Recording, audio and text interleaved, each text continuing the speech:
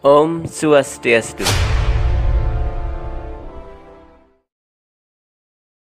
Benarkah kitab Bhavisya Purana sedang meramalkan kemunculan tokoh-tokoh kemuka dalam agama yang ada saat ini? Apakah Adam dan Hawa, Muhammad, Nabi Nuh, Yesus atau Isa Al-Masih, dan banyak tokoh lain adalah sosok-sosok yang dijelaskan tersebut? Atau hanya sebuah kebetulan?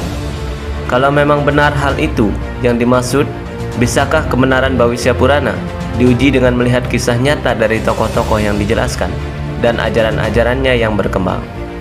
Bisa saja ini adalah sebuah referensi yang bisa menjawab misteri-misteri tentang riwayat kehidupan mereka. Atau kalau memang sangat jauh berbeda, maka tentu Bhavisya Purana tidak sedang membahas tokoh-tokoh tersebut, walaupun ada kemiripan nama. Kali ini kita akan mendengarkan bersama kisah masa depan tentang kemunculan Isa Masiha. Agak mirip dengan penyebutan Isa Al-Masih. Kebetulan saya tidak begitu paham tentang riwayat hidup Isa Al-Masih. Karena itu saya tidak akan memaksakan kisah Bhavisya Purana ini masuk ke dalam kisah kehidupan Isa Al-Masih. Agar pemahaman menjadi lengkap, saya sarankan untuk menyimak sampai habis video ini.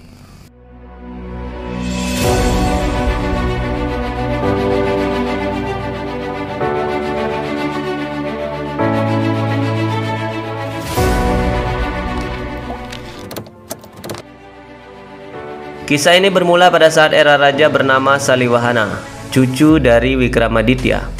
Dijelaskan bahwa Raja Saliwahana membagi wilayah kaum Mleccha yang merupakan keturunan dari Resi Adama dan Hawyawati dengan wilayah kaum Arya, kaum yang dianggap keturunan dari Manu, yang dibatasi dengan sungai Sindhu. Dengan mengalahkan kaum Cina, kaum Roma dan sekutu Kuru yang sangat licik. Wilayah kerajaannya mencakup daerah kaum Mleccha sepanjang aliran Sindhu dan sampai ke barat.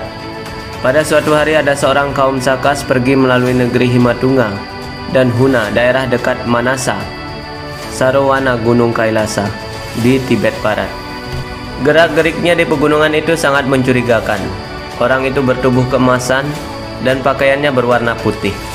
Sang raja bertanya, "Siapakah kamu, Tuan?" Lalu dijawab, "Akulah putra Isa, sang Dewa Surya. Aku lahir dari rahim seorang perawan. Akulah sang penegak agama kaum Mleccha dan mengajarkan tentang kebenaran." Mendengarkan hal itu, sang raja kembali bertanya, "Apa sebenarnya Dharma menurutmu?"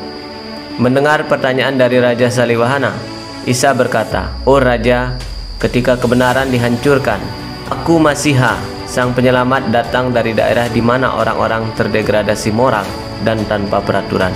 Melihat pengaruh Mleccha yang menyebar dari desa Mleccha itulah aku menjelmakan diri. Tolong dengarkan, oh Raja, prinsip agama yang kusebarkan pada kaum Mleccha. Keduniawian merupakan sumber dari pencemaran ini. Pikiran haruslah dipusatkan pada kemurnian japa dengan mengumandangkan nama-nama suci berulang-ulang, maka kesadaran tertinggi akan tercapai. Seperti halnya sinar matahari yang menerangi dan menyejukkan setiap makhluk hidup. Dengan mengikuti aturan, berkata yang benar, meditasi dan harmonisasi mental, oh keturunan Manu, kita semua harus memuja beliau yang Maha Esa, Surya. Bertempat di hatiku yang paling murni, tempat yang kuasa bertahta, oh sang penjaga dunia ini, aku sebarkan ajaran ini kepada keyakinan para kaum Mleccha, sehingga aku disebut sebagai Isa Masiha." Setelah mendengar kata-kata tersebut dan mengetahui yang dipuja oleh orang tersebut, sang raja dengan kerendahan hatinya meminta orang tersebut untuk tinggal di daerah kaum Mleccha.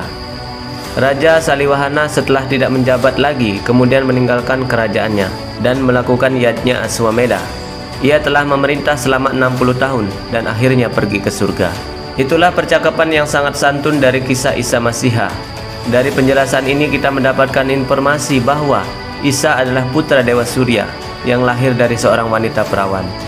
Memang tidak disebutkan dengan jelas siapa nama ibunya, namun beliau yang menegakkan agama bagi kaum Mleccha yang tanpa aturan.